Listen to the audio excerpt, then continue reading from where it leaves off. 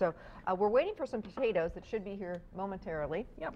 And in the meantime, I'm going to start chopping up some tomatoes here. Okay, yep. And what we're going to do is basically make some mashed potatoes and with some Potatoes sour are cream. here. Yep. Okay, so these are really cool. Thanks, Yeah. Dina. This is Dina, our intern. This is a bag of, if you don't feel like mashing potatoes, these are wonderful. This is upside down. They're steam and mash, and they're wonderful. Right. This is a real easy way to make mashed potatoes. You know, if you wanted to, this is one of those that's kind of the method.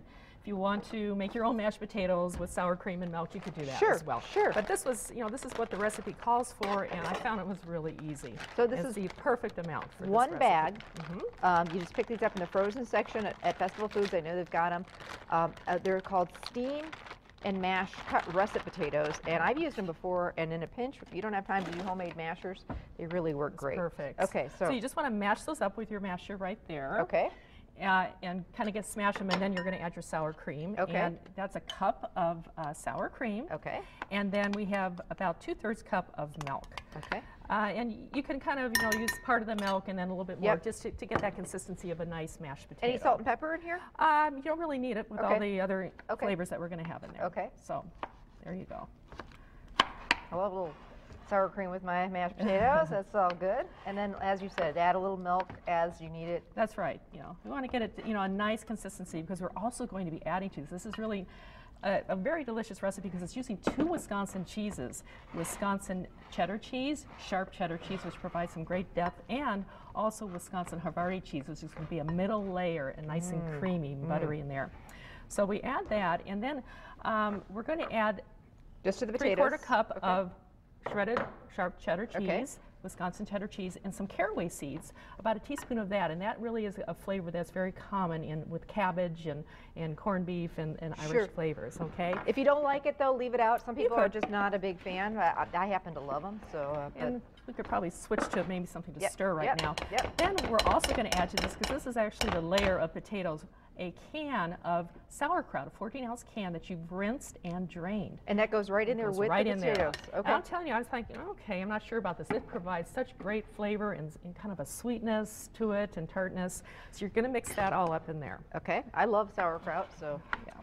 And if you think you need a little more milk, you know, that's why you have it there on the side. So. Okay. Okay. And what I have now, I got my tomato all chopped up, is a casserole dish about this size right here, you know, maybe about 2 quarts or so. Okay. And we're going to put half of that potato mixture in the bottom. So now that's kind of your crust. How does it look? Is it too thick? Should I make it a little thinner? I think you could maybe add a little bit more there. Okay. Yeah. When I've made this before, I've actually used all the milk so that it worked for me that way. Okay. I think it's a little, it's forgiving, so. Okay. And you want to do half of that mixture in there. All right. Just kind of spread it on the bottom. Right. Okay. And then we're going to take about 5 ounces while you're spreading that of corned beef. Now, you know, yes, leftover corned beef is perfect. If you don't have any, you can buy corned beef in, you know, the deli section or the, you know, the hanging meats. About 5 ounces. It's about a cup, round, a little over a cup. You know, anything like that would work. Okay. Okay. So now what we're going to do is we're going to kind of sprinkle corned beef all over this layer. Okay. All right. So this really can make a nice, just a meal with a salad, you know. It could be a side dish too, but I think it's very hearty. So nice casserole. Perfect. Yeah, exactly. Okay, then we're going to take our tomato. This really does add some great flavor to it, believe me. I really love this. My husband loved this dish. He's been eating it all week. That's a good for breakfast too. And so then we're going to put that on. That's about 2 medium tomatoes chopped. Okay. And of course then the Wisconsin cheese. We have Wisconsin Havarti cheese, 2 cups of that in cubes. And that's going to be the middle layer again. So when you bake this, it's going to ooze all this nice cheesiness in the middle there. It really is good. I'm excited about this. And I like the idea of chunking it instead of shredding it, because you're really going to know it's, you know, the cheese is in there. Exactly. And potatoes and then on the top? Potatoes go on top. Okay. Spread it around. I kind of dolloped it in different places, then it was easier to spread. Sure. And your oven should be heated at about 350 degrees. Okay. And this can take about 45 minutes. You want to make sure that that cheese is nice and melted. They do give you an option in the recipe that you can microwave it for 15, 20 minutes, because everything is really cooked in here. Sure, sure. You just want to make sure everything all melts and is heated and nice and warm to eat.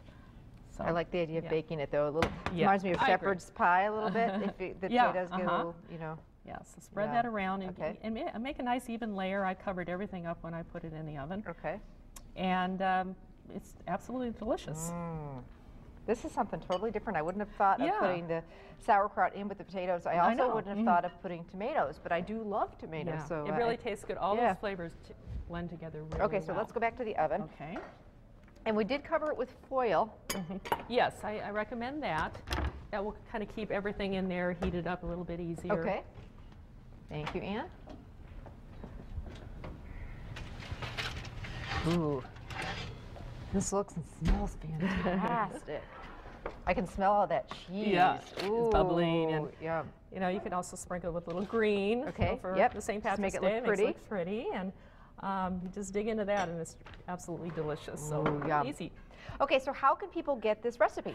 This recipe is actually on our website, eatwisconsincheese.com. We have lots of recipes on there. We're using all of our 600 different varieties, types, and styles of cheese we make here. This is featured on the website this month for March, and you know it features a lot of the Wisconsin cheeses. Well, there's the U.S. Cheese Championships across the street this week, so they're going to be featuring a lot of these wonderful cheeses, and I bet Wisconsin's going to win the most awards. I sure like hope I always so. do. So. I sure hope so. Karen's going to stick around. This is not something I'm excited about. A lot of people aren't into cabbage, and they, kind of put up their nose. I'll have the corned beef, I'll have the potatoes, but I'm going to skip the cabbage. What are we going to do with the cabbage? The cabbage is going to be mixed with just a very delicious cheese sauce that uses cold pack horseradish cheese. You know, the cheese in the tub. Yeah. So it really provides that kind of zip to it. There's some bacon in it, some Ooh. shallots, and lots of, I know you like really saucy things. This has lots of sauce on it, mixed with the cabbage. And bacon and horseradish. I'm all right. excited about that. So stick around. That wonderful cabbage with the cheese sauce recipe is coming up. And